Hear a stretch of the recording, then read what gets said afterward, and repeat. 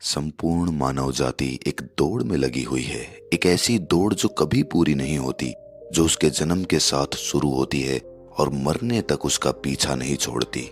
लेकिन क्या कभी आपने ध्यान दिया है कि ये दौड़ किस चीज की है? जरा ठहर कर खुद से पूछिए कि आप किसके पीछे दौड़ रहे हैं, और वास्तव में क्या ये दौड़ कभी पूरी हो सकती है?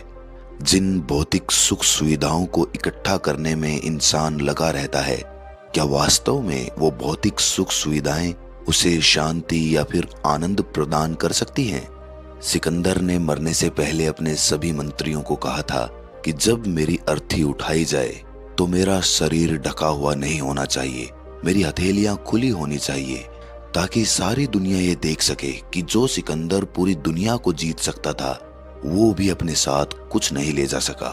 उसके हाथ खाली के खाली रह गए। लेकिन जीवन की भागदौड़ ऐसी होती है कि उसे कभी ठहरने का वक्त ही नहीं मिलता। कभी वो सोच विचार ही नहीं करता कि जीवन का सबसे बड़ा सुख क्या है और इसके विपरीत जीवन का सबसे बड़ा दुख क्या है। सुख सुविधाएं तो बहुत लोग इकट्ठा कर लेते हैं, लेकिन सही मायने में उसका भोग कितने लोग कर पाते हैं? वही भौतिक वस्तुएं जो उसने अपने आनंद, अपनी शांति के लिए संग्रहित की थी, वही सुख सुविधाएं उसके दुख का कारण बन जाती हैं। जब पैसा नहीं कमाया था तो पैसा ना होने का दुख था, और जब पैसा कमा लिया तो वही पैसा उसके बच्चों के लिए या उसके लिए झगड़े का कारण बन जाता है। तो फिर कैसी सुख सुविधाएं, किन चीजों के पीछे आप भाग रहे हो? आज की जो कहानी मैं आप लोगों को सुनाने वाला हूं, उसमें आपको जीवन का सबसे बड़ा दुख और सबसे बड़ा सुख पता चलेगा। इससे पहले कि आप इस कहानी में खो जाएं, इस चैनल को सब्सक्राइब जरूर कर लें। तो चलिए कहानी शुरू करते हैं। अपनी गरीबी के दिन याद करके सेठ धनानंद की आंखों में आंसू आ गए।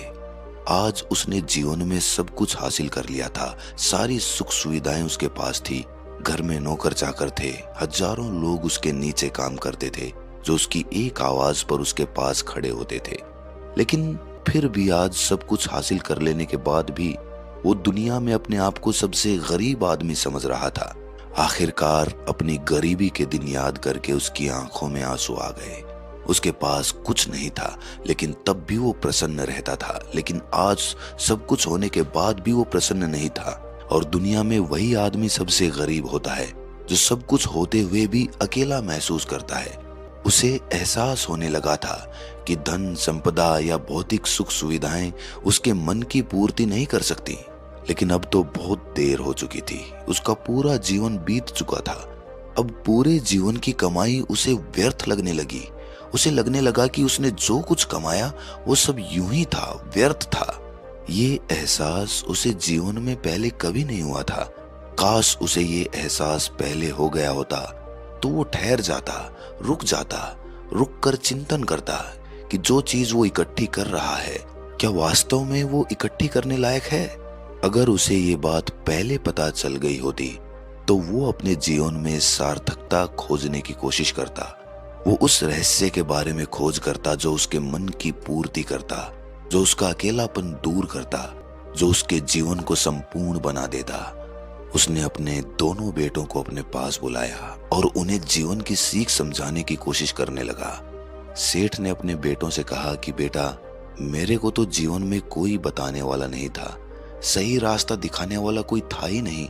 इसीलिए मैं उस रास्ते पर चलता रहा जिसका कोई अंत नहीं था। और आखिर में पहुंचकर मुझे महसूस हुआ कि जितना रास्ता मैं तय करके आया हूं, उतना ही रास्ता बाकी और है। शायद मैं गलत रास्ते पर निकल पड़ा था और अब इतना समय नहीं बचा कि मैं नए रास्ते पर फिर से नया सफर शुरू करूं। उसने अपने दोनों बेटों से कहा कि बेटा, पता है दुनिया में सबसे बदनसीब आदमी कौन होता है? वो जिसके पास सब कुछ होते हुए भी कुछ नहीं होता, जो अपने आप को सब कुछ होते हुए भी अकेला महसूस करता है। भला इससे बड़ा दुख, इससे बड़ी बदनसीबी और क्या हो सकती है?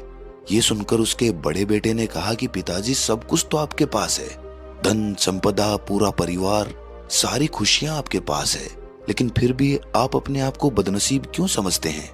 उसका बड़ा बेटा वो नहीं समझ पा रहा था जो उसके पिता उसे समझाने की कोशिश कर रहे थे। फिर भी उसने अपनी बात को समझाने की कोशिश करते हुए कहा, अभी तुम्हें लगता है कि जीवन में तुम्हारे पास सब कुछ है। मुझे भी तुम्हारी उम्र में ऐसा ही लगता था। लेकिन अब मैं बूढ़ा हो चला हूँ। कुछ समय बाद मेरी मृत्यु भी नजदीक है और अब मुझे एहसास हो रहा है कि दुनिया में तो सब कुछ पीछे छूट जाता है।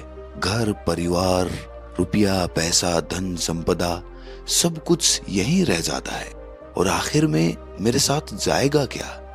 क्या मैं दुनिया में सबसे अकेला इंसान नहीं हूँ? क्या मैं दुनिया का सबसे बदनसीब आदमी नहीं हुआ जिसके पास सब कुछ होते हुए भी वो अपने साथ कुछ भी नहीं ले जा सकता? सेठ के बेटे ने सेठ से सवाल पूछा कि पिताजी, फिर दुनिया में क्या इकट्ठा करना चाहिए? ऐसे तो हर इंसान अकेला ही होता है। कौन इंसान इस दुनिया में भला ऐसा होता है जो अपने साथ इस दुनिया की सुख सुविधाएं या फिर अपना परिवार साथ लेकर जाता है? सब लोग तो अकेले ही जाते हैं। फिर तो दुनिया में हर एक आदमी बदनसीब ही हुआ। यही सवाल सेठ के मन में भी उठ रहा था, लेकिन उसके खुद के पास इसका कोई जवाब नहीं था। तो वो अपने बेटे को भला इसका क्या उत्तर देता? इसीलिए उसने अपने बेटे से कहा कि बेटा, मैं खुद इस सवाल का जवाब तलाश रहा हूँ। अगर एक आदमी के पास सब कुछ होते हुए भी वो अकेला है, उन भौतिक सुख सुविधाओं का वो भोग नहीं कर पा रहा है, तो वो सबसे बड़ा दुख हुआ, ये मैं मानता हूँ। दुनिया का सबसे बड़ा दुख यही है कि आपके पास सब कुछ होते हुए भी आप अकेलापन महसूस करो। लेकिन इसके विपरीत दुनिया का सबसे बड़ा सुख क्या हो सकता है? इस सवाल का जवाब तो मेरे बेटे मुझे भी नहीं पता। इसीलिए मैं ये चाहता हूँ कि मेरे मरने से पहले जिस सवाल का जवाब मुझे नहीं मिला, वो जवाब तुम अपने जीवन में ढूंढो। और यकीन मानो, अगर तुमने अपने जीवन में इस सवाल का जवाब ढूंढ लिया तो तुम दुनिया के सबसे सुखी इंसान कहलाओगे। ये कहानी सुनाकर गुरु ने अपने शिष्यों से सवाल पूछा कि दुनिया में सबसे बड़ा सुख क्या होता है। सभी शिष्य ध्यान पूर्वक अपने गुरु की ये कहानी सुन रहे थे। संध्या का समय था। धीमी धीमी हवा चल रही थी, जिससे कि पेड़ की पत्तियां हिल रही थीं। आसमान में पक्षी चहचहा रहे थे। सूर्यास्त होने को आया था और सभी शिष्य अपने गुरु से इस सवाल का जवाब जानना चाहते थे। लेकिन इससे पहले ही गुरु ने अपने शिष्यों से सवाल पूछ लिया। इसका उत्तर देते हुए एक शिष्य ने कहा कि गुरुदेव, दुनिया में सबसे सुखी इंसान वही है जिसका शरीर सुखी है। अगर आपके शरीर में बीमारियां हैं तो आपके पास कितनी भी भौतिक सुख सुविधाएं हो, आपके लिए वो व्यर्थ है। और इसके विपरीत, अगर आपका शरीर सुखी है, अगर आपका शरीर स्वस्थ है, तो चाहे आपके पास कुछ भी नहीं हो, लेकिन उसके बावजूद आप अपने जीवन में सुखी रहोगे। इसीलिए संसार का सबसे बड़ा धन हमारा शरीर होता है।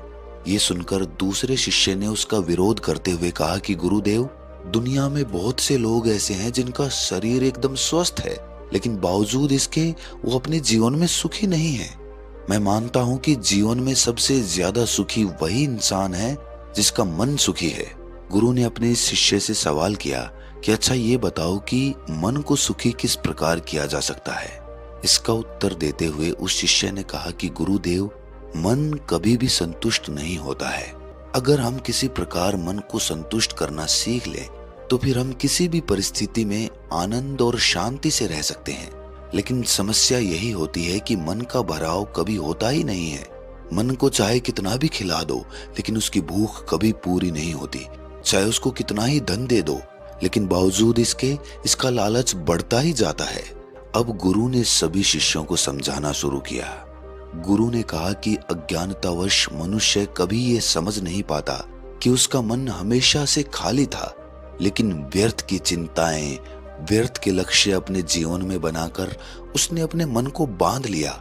जिस मन की प्रवृत्ति हमेशा खाली रहने की थी, उसने उस मन को कूड़े करकट से भर लिया।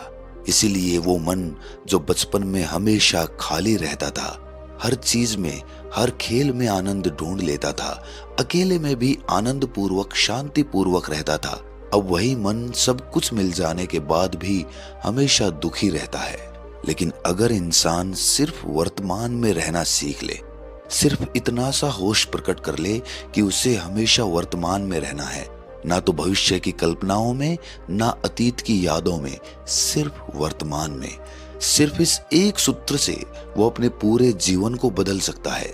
वर्तमान में रहकर सभी सुख सुविधाओं का भोग करना, पूर्ण होश के साथ, पूर्ण आनंद के साथ हर एक चीज का भोग करना, सिर्फ यही जीवन को सुखी बना सकता है। हम हर चीज को, हर काम को, हर रिश्ते को आधे अधूरे मन से निभाते हैं। जैसे कि खाना खाते समय हमारा दिमाग कहीं रहता है, हमारा शरीर कहीं रहता है, और इसीलिए जब शरीर और मन में दूरी पैदा होती है तो उससे तनाव पैदा होता है। अगर आपका शरीर और आपका मन और मस्तिष्क सभी एक जगह पर संगठित होना सीख लें, तो फिर आप अपने जीवन में उस शांति, उस आनंद का एहसास कर पाएंगे जो बड़े बड़े योगी पहाड़ों में तपस्या करके करते हैं। लेकिन इसके लिए जीवन में ज्ञान के प्रकाश का उदय होना बहुत आवश्यक है, क्योंकि अज्ञानता में आप अपने मन को कभी नहीं समझ पाएंगे। मन को समझना इस दुनिया का सबसे कठिन कार्य होता है। अगर आप अपने मन को जबरदस्ती वर्तमान में खींचकर लाने की कोशिश करेंगे तो आप बहुत जल्दी परेशान हो जाएंगे। ये कार्य बड़े धीरे धीरे, बड़ी निष्ठा और प्रेम के साथ किया जाता है, बड़े संयम के साथ किया जाता है। अगर आप इसको जबरदस्ती करने की कोशिश करेंगे तो आप तनाव में आ जाएंगे, आप बहुत जल्दी हार मान लेंगे। इसीलिए कदम दर कदम आगे बढ़ाते जा, मंजिल सामने ही है। और ये कहकर गुरु ने सभी शिष्यों से कहा कि अब हम ध्यान करेंगे। ध्यान करने से मनुष्य का मन, उसका मस्तिष्क वर्तमान में स्थापित होना सीख जाता है। धीरे धीरे प्रतिदिन ध्यान का अभ्यास करने से वो उस आनंद और शांति का अनुभव कर पाता है जो सांसारिक वस्तुओं में कहीं नहीं मिलता, जो किसी भौतिक सुख सुविधा में नहीं मिलता। और इसके बाद सभी शिष्य अपने गुरु के साथ ध्यान में लीन हो गए। तो दोस्तों, कैसी लगी ये कहानी आपको कमेंट सेक्शन में जरूर बताना, और अच्छी लगी हो तो इस चैनल को सब्सक्राइब करके नोटिफिकेशन बेल को जरूर प्रेस करना। तो मिलते हैं अगली कहानी में, तब तक के लिए अपना ख्याल रखें।